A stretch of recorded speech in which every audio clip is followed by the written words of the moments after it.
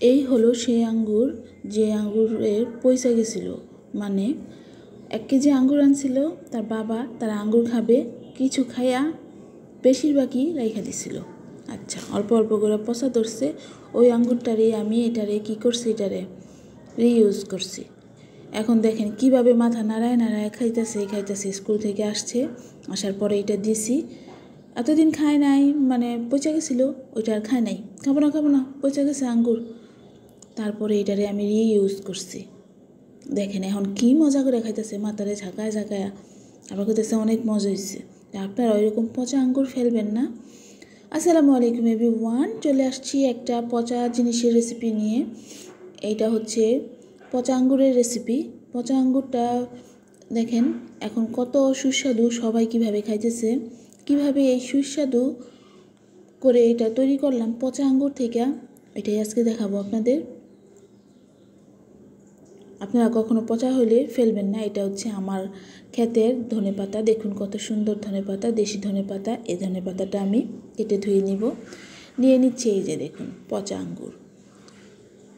আঙ্গুরের এই পচা অংশটা ছুরি দিয়ে করাত দিয়ে কেটে আমি সুন্দর করে একটু সাইজ করে নিচ্ছি। যে কোনো জিনিসই আপনারা এরকম করাত দিয়ে কেটে সাইজ করতে পারেন। কেটে সাইজ করে সুন্দর করে ধুয়ে কেটে সাইজ করে নিচ্ছি। দেন সাথে আমি অ্যাড করে দেব এই যে দেখুন লঙ্কা। আমি ঝাল আমার টেস্ট অনুপাতে দিয়েছি, আপনারা চাইলে যাতে বাড়িয়ে কমিয়ে দিতে পারেন। পোড়া মরিচটা আমি সুন্দর করে চুলায় পুড়িয়ে নিচ্ছি। আমরা গ্রামের বাড়িতে পাটকাঠির ভিতরে দিয়ে তারপরে মাটির চুলায় পোড়াইতাম, কিন্তু এখন তো আর পারি না, তাই এটা এইভাবে পোড়াইয়া সুন্দর করে নিচ্ছি। আর ধনেপাতা কেটে নিচ্ছি, এই যে দেখুন ধুয়ে নিচ্ছি, ভালোভাবে কেটে নিচ্ছি এই কড়াত দিয়ে। এইবার ঝাঁকানাকা করে ভর্তা বানাই নিব, এটারে মাইখা নিব। এই যে ধনেপাতা দিয়ে দিচ্ছি, দেখুন সাথে দিয়ে দিব সেই পোড়া মরিচ, আমি 2টা দিচ্ছি, আপনারা 10টাও দিতে পারেন। সাথে দিয়ে দিচ্ছি বিট নুনটা দিলে একটু ভালোই লাগে খাইতে।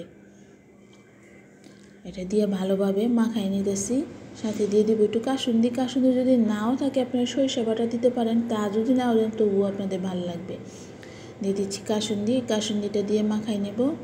একটা কথা বলে রাখি, এখানে আপনারা কাঁচামরিচও ইউজ করতে পারেন, তবে পোড়া মরিচটা দিলে ফ্লেভারটা ভালো আসে। এটার এবার মাখাই নিব। চাইলে চিনি দিতে পারেন। আমার যে আঙ্গুরটা ছিল ওই আঙ্গুরটা যথেষ্ট পরিমাণে মিষ্টি ছিল, সেজন্য আমি চিনি দিই নাই। এটাকে আমি এইভাবেই নিয়ে নিয়েছি। দেখুন কি সুন্দর, একদম জিভ লক করা। এখন আর কেউ বুঝবেই না যে এটা একটা পচা ছিল। একটু ধনেপাতা দিয়ে গার্নিশ করে দিলাম জাস্ট সৌন্দর্যের জন্য, যেহেতু ভিডিও করতেছে, একটু সুন্দর না হলে তো চলে না। আবার উঠায়ও নিলাম, যদি আবার কাসুন্দি পড়ে যায় ওই ধনেপাতাটা দিয়ে আমি আবার সবজি রান্না করতে পারবো, তরকারি রান্না করতে পারবো। দেখুন কি মজা লাগতেছে। এই জন্য বলতেছি যে পচা মনে করে সব কিছু ফালা দিবে না, এটারে আবার রিফাইন করা যায়, রিইউজ করা যায়, অন্যভাবে খাওয়া যায়। তো এইভাবে আপনারা তৈরি করে খাবেন এবং আমাকে জানাবেন অবশ্যই এটা কেমন হয়েছিল।